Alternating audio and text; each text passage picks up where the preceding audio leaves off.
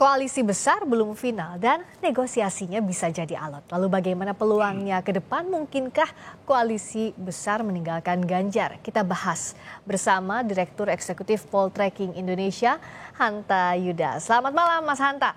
Sehat ya? Malam, Rizka. Alhamdulillah sehat, Rizka. Terima kasih sudah hadir di Sapa Indonesia malam. Nah, kalau terakhir kan Pak Jokowi bilang yang rukun, yang guyup untuk 6 parpol pendukung pemerintah. Tapi bicara soal koalisi besar masih mungkin atau enggak ya Mas Hanta? Karena tampaknya galau-galau terbagi antara ke Pak Ganjar atau ke Pak Prabowo. Jika koalisi besar itu terdiri dari seluruh partai koalisi minus Nasdem, termasuk PD Perjuangan, KIB dan KKIR, peluangnya semakin kemari per hari ini, Priska, menurut saya semakin kecil. Kalau maknanya plus PD Perjuangan ya.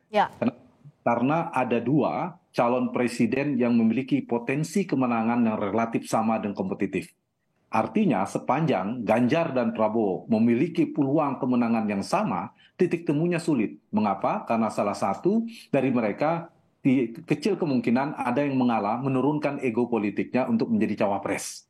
Itu satu. Nah, yang kedua, sepanjang tidak ada juga pergerakan elektabilitas yang dilakukan misalnya terhadap Anies Baswedan yang dianggap kandidat yang ketiga, maka juga agak sulit ada perubahan peta koalisi. Kecuali ya, ini saya berbasis pada pusaran elektabilitas.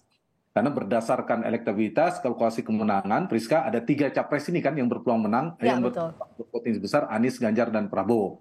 Karena itu, kalau kita perhatikan, jika tidak ada perubahan seperti saya katakan tadi, terkoreksi elektabilitas dua di dalam pemerintahan ini, misalnya ada salah satu yang tiba-tiba naik, menjulang antara Ganjar dan Prabowo, atau salah satu menjadi lemah, terdegradasi, artinya antara Prabowo dan Ganjar itu memiliki margin yang menjauh, itu ada potensi. Sehingga ada yang realistis, kalau gitu satunya jadi wakil. Itu satu. Yang kedua, kalau ternyata elektabilitas Anies Baswedan menjulang, menguat, trennya naik, sehingga koalisi-koalisi ini melihat yang di luar, yang tanda petik berjarak dengan Pak Jokowi ini kemudian memiliki kekuatan besar, maka mereka terpaksa atau dipaksa untuk bersatu dalam koalisi besar. Nah, per hari ini, Priska, kita lihat tidak ada indikasi itu. Indikasi di mana Ganjar dan Prabowo masih relatif kuat, Anies Baswedan juga stabil atau stagnan di kisaran begitu. Nah, per hari ini saya melihat tidak ada potensinya, atau bahkan potensi akan menjadi koalisi besar, bergabung PD Perjuangan 2 ini agak sulit. Nah, kalau ternyata koalisi besar itu dimaknai minus PD Perjuangan, di luar Ganjar, yaitu menggabungkan KIB dan KIR, minus P3, itu peluangnya sedang besar. Sedang ada komunikasi yang intensif dibangun oleh Golkar dan PKB, yang capres kemungkinan Prabowo Subianto. Nah, kalau KIB, KKIR, kita katakan KIB-nya tapi minus P3 ya, dan PDIP dipisahkan begitu. Siapa capresnya, apakah mengerucut ke Prabowo? Apakah memang daya tawarnya lebih ke cawapresnya? Toh PAN juga sudah duluan announce bahwa mendukungnya bakal cawapresnya Pak Erick Thohir. Sementara juga Golkar kan tetap tidak tidak bergeming, tetap pada sikapnya Erlangga Hartarto yang harus maju begitu Mas Hanta. Ya, jadi salah satu semen pengikat atau variabel yang paling menentukan dalam pembentukan poros-poros koalisi atau kutub koalisi ini, Priska, adalah salah satu potensi elektabilitas capres. Dan tadi seperti saya katakan, kalau saya ditanya siapa di antara KKIR dan KIB ini yang akan potensial atau realistis diusung jadi capres, tidak terlalu sulit untuk memprediksinya, menganalisanya, itu Subianto. Karena Ganjar sudah berada di PD Perjuangan, Anies di koalisi perubahan, maka di koalisi KKIR plus KIB minus P3 ini adalah Prabowo Subianto. Apa yang menjadi faktor pengikatnya, yang menjadi titik temu, faktor kekuatan elektabilitas dalam konteks ini Prabowo Subianto. Yang kedua adalah kalkulasi realistis dari para ketua umum partai. Artinya apa? Terkait dengan insentif politik yang mereka dapatkan, baik secara elektoral maupun power sharing yang mereka dapatkan. Yang ketiga yang bisa mengikat adalah faktor kingmaker. Dalam konteks ini, karena mereka ada partai-partai di dalam pemerintah, adalah faktor Joko Widodo. Pak Jokowi menjadi salah satu variabel yang perlu diperhitungkan untuk mengikat mereka ini, karena bisa menghimpun ketua umum partai ini oleh Pak Jokowi. Nah, yang menarik betul, seperti Rizka katakan tadi, yang menjadi titik kerumitan nanti justru adalah penentuan cawapres. Padahal variabel cawapres sangat menentukan kemenangan, di mana antar capres ini tipis selisihnya, sangat kompetitif. Dan posisi cawapres harus tepat. Kalau keliru menentukan cawapres bisa tergerus dan kalah. Tapi kalau tepat memilih cawapres yang komplementer, kontributif elektoral, itu menjadi peluang kemenangan. Tetapi titik kerumitannya ada menentukan cawapres. Betul, Friska. Golkar bertarung, mau mendekat kemana, pasti mereka melihat mana yang paling mungkin bisa menangkap aspirasi mereka, di mana Erlangga Hartarto ketua umum menjadi cawapres. Padahal sebelumnya Caimin juga sudah ditimang-timang oleh PKB, aspirasi harus menjadi cawapres juga. Ditambah kalau tadi ada PAN sejak awal sudah kekeh dengan siapa Pak Erick Thohir. Pak Erick Thohir bisa diterima di Ganjar, saya yakin PAN akan bergabung ke PDP. Tapi kalau ternyata Erick Thohir menjadi cawapresnya Prabowo, maka PAN saya yakin akan bergeser ke Prabowo. Jadi ada titik kerumitan, tapi sekaligus menyimpan kerentanan koalisi. Kalau tidak berhati-hati ya bisa sulit juga terbentuk koalisi yang solid. Karena nanti titik temu atau titik krusialnya, titik kritisnya itu ada di penentuan cawapres. Nah, untuk mengurai titik kritis tadi, apakah seperti yang Mas Hanta bilang, kingmaker di sini Joko Widodo jadi satu faktor penentu untuk membuka benang kusut soal siapa ya pasangan bakal cawapres untuk Pak Ganjar ataupun Pak Prabowo?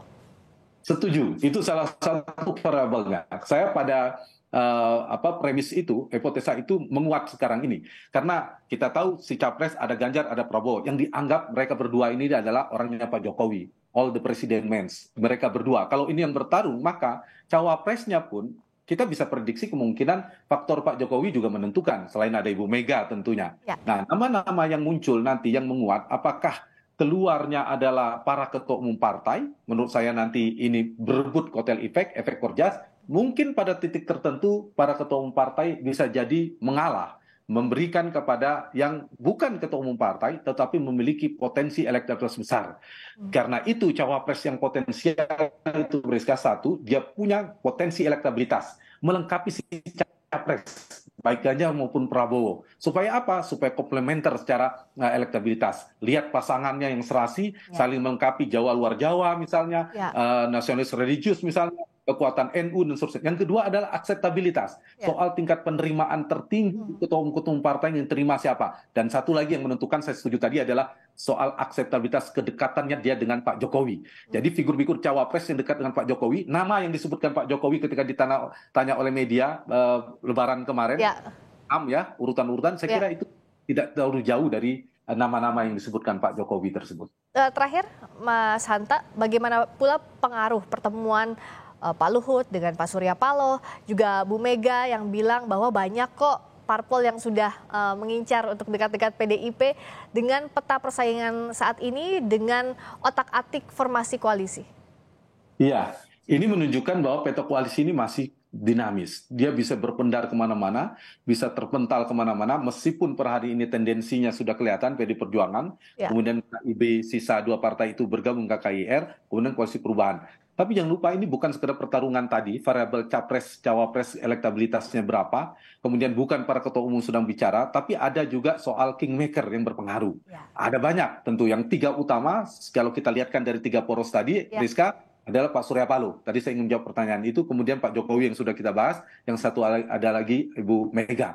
Ibu Mega adalah Pak Prabowo, kemudian Pak Jokowi, Ibu Mega ke Ganjar Pranowo, kita tahu yang menjadi faktor utama penentuannya. Kemudian Pak Jokowi meskipun di PDI Perjuangan punya kedekatan dengan Pak Prabowo di koalisi KIB dan KIR seperti saya sampaikan. Yang ketiga adalah Pak Surya Paloh. Nah, kalau ada pergeseran sikap atau arah politik dari para kingmaker ini, atau salah satu saja tiba-tiba Pak Surya Paloh punya arah politik yang tiba-tiba ekstrem berubah, atau Pak Jokowi punya arah politik yang menanamkan pengaruh kepada dua poros misalnya, atau ada komunikasi antar dua kingmaker, maka itu kemungkinan akan menggeser peta koalisi. Yani utak-atik dari peta koalisi dan capres-cawapres itu ada potensi berubah. Nah, apa variabel yang mungkin merubah? Betul tadi pertemuan atau arah politik para kingmaker itu betul. Yang kedua adalah dinamika elektoral, dinamika elektabilitas itu penting, Rizka. Seperti saya katakan, ini kan per hari ini. Begini kondisinya Anies, Ganjar, dan Prabowo, tapi kalau ada perubahan, ada potensi potensi akan berubah. Jadi seperti kemarin ketika PD Perjuangan mengumumkan Ganjar, itu kan ada pergeseran, ada domino yang membuat pergerakan di KIB dan KIR itu menjadi cepat sekali perubahan pergeserannya. Nah, ini yang saya kira mesti kita tunggu, meskipun bisa 4 poros, tapi potensi terbesar per hari ini ada 3 poros. Meskipun masih ada peluang 2 poros, tapi yang paling besar peluang hari ini adalah 3 poros koalisi. Sudah terbentuk PDIP dan P3, kemudian koalisi perubahan kalau tidak berubah, dan KIR dan KIB kemungkinan akan bersatu, tapi Golkar masih mungkin membangun manuver ke berbagai macam penjuru. Jadi ada perubahan 2. Kalau tidak ekstrim, maka KKIR dan KIB akan bergabung. Tapi kalau ekstrim pergeserannya, ada yang melompat antar poros koalisi nanti. Masih kita tunggu pergerakan elektoral, tak lupa juga sikap kingmaker di otak-atik formasi koalisi dan juga pasangan capres-cawapres jelang Pilpres nanti. Terima kasih Mas Hanta Yuda, Direktur Eksekutif Poltreking Indonesia. Selamat malam.